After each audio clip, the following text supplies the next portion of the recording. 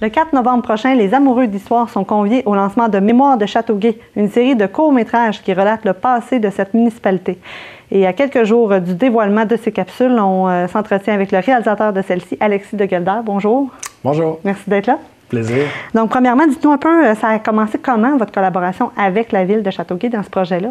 Bien, moi, j'ai toujours été très appelé par les gens d'un certain âge parce que je trouve qu'ils ont une expérience, puis il y a quelque chose à aller chercher vers les personnes âgées qu'on ne va pas nécessairement chercher. Donc, déjà, ça, c'était la base. Le sujet m'intéressait depuis toujours. J'ai la chance d'avoir une grand-mère encore en vie, puis oui. Je suis très en contact avec elle. Puis j'ai beaucoup passé de temps avec elle. Je l'adore. Je la salue.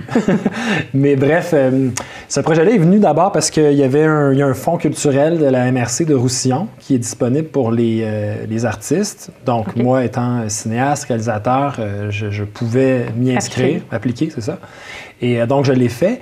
Et j'ai eu un montant par cette bourse-là, okay. Du Fonds culturel. Et j'ai eu aussi un montant par la ville de Châteauguay. Parce que je me suis dit, bon, peut-être que ça va intéresser la ville d'avoir ces témoignages-là qui sont quelque chose qui va durer dans le temps aussi. Donc, c'est parti comme ça, là, vraiment, de mettre la MRC de Roussillon et la ville de Châteauguay ensemble pour avoir le budget pour pouvoir produire ces capsules-là. Parfait. Et en fait, c'est des capsules, donc c'est des courts-métrages et c'est des rencontres avec des gens qui ont vécu dans les années 1930, 40 et 50 à Châteauguay. Donc, on explique un peu c'était quoi la vie. Et c'est quoi, pouvez-vous nous parler un peu des personnes et des thématiques que vous mettez en lumière dans le cadre de ces rencontres-là? Oui, certainement. J'ai divisé ça en différentes thématiques. Donc, des thématiques qui apparaissaient un peu naturellement. C'était quoi le mode de vie? Donc, Châteauguay, à l'époque, on sait qu'aujourd'hui, Châteauguay a environ 45 000 habitants. Bien, dans le temps, c'était 2500 habitants à peu près. Puis une population saisonnière aussi. Des fois, l'été, il y avait des gens qui venaient en chalet au bord de la rivière ou sur le bord du lac Saint-Louis qui faisaient monter la population à peut-être à 5 000, qui doublait. Bref... Moi, j'ai interviewé plusieurs personnes qui avaient vécu ce Châteauguay-là des années 30, 40, 50, qui sont nées dans ces années-là, pour voir un peu c'était quoi la différence dans la manière de vivre, dans le rapport au territoire.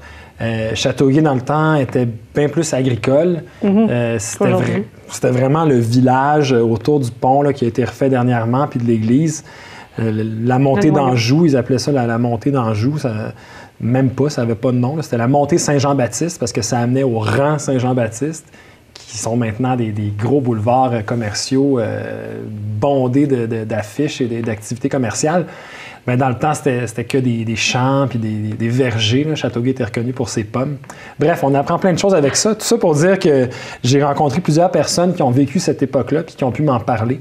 Et j'ai divisé ça donc en différents thèmes.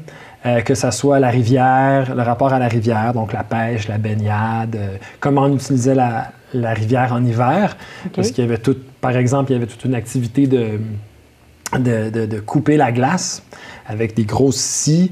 Et donc, la glace servait à entreposer les denrées périssables dans les glacières. Fait qu'il y avait un marchand de glace jusque dans les années 50 là, qui venait livrer la glace aux différentes familles qui en avaient besoin. Okay. Et un autre thème que j'ai abordé, c'est le train, le transport, mais le train, parce qu'il y avait un train à Châteauguay pour les passagers jusqu'en 1958 qui permettait d'amener les passagers le matin et le soir au centre-ville de Montréal, je pense que c'est en une demi-heure à peu près. Donc, on est loin des enjeux de trafic qu'il y a aujourd'hui et qui pourraient être résolus de manière pas très compliquée, je pense. Et on en a un extrait d'ailleurs. Mon père prenait le train pour aller travailler tous les jours. À l'occasion, j'ai pris le train quand j'étais plus jeune pour aller à Montréal avec mes parents. Il y avait des trains qui passaient peut-être 2 fois par jour, le matin et le soir. Là. Puis à l'occasion, il y avait des trains marchandises qui amenaient de la marchandise. L'autre bord à la station. Présentement, on est juste à côté de la voie ferrée, à Châteauguay Station. La petite ville a été nommée à cause de sa gare. Une station de train. Ici, le train arrivait de Bois-Arnois. Il arrêtait à Châteauguay, arrêtait un petit peu plus loin, et ensuite, il s'en allait vers Montréal. Bien, en fait, pourquoi, selon vous, il ne faut pas manquer le dévoilement de ces capsules-là? Qu'est-ce qu'on apprend sur Châteauguay dans ces petits films-là qui méritent qu'on s'y attarde et qu'on prenne le temps de visionner les capsules?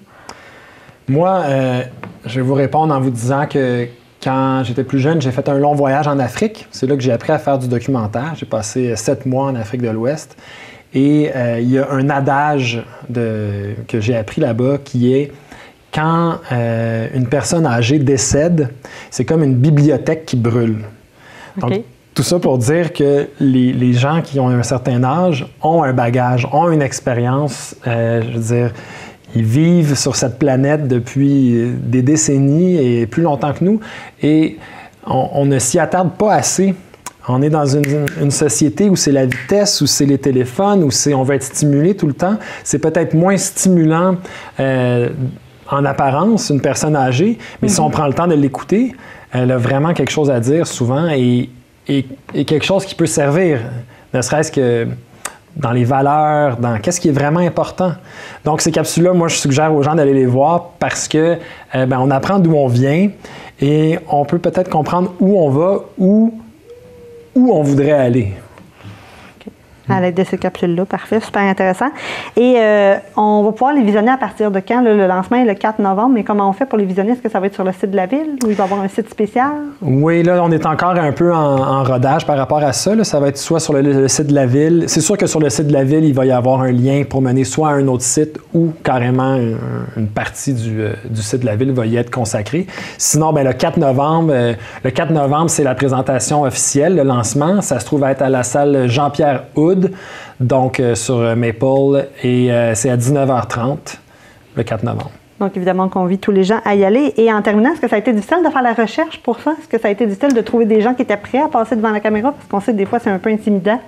Oui, moi, j'ai des bonnes aptitudes à connecter avec les gens assez facilement dans la vie. Fait que je sais que c'est une de mes forces, puis ça me fait jamais très peur. Donc, je dirais que non, ça n'a pas été très compliqué. Ce qui a été plus dur, c'est faire la recherche d'archives visuelles.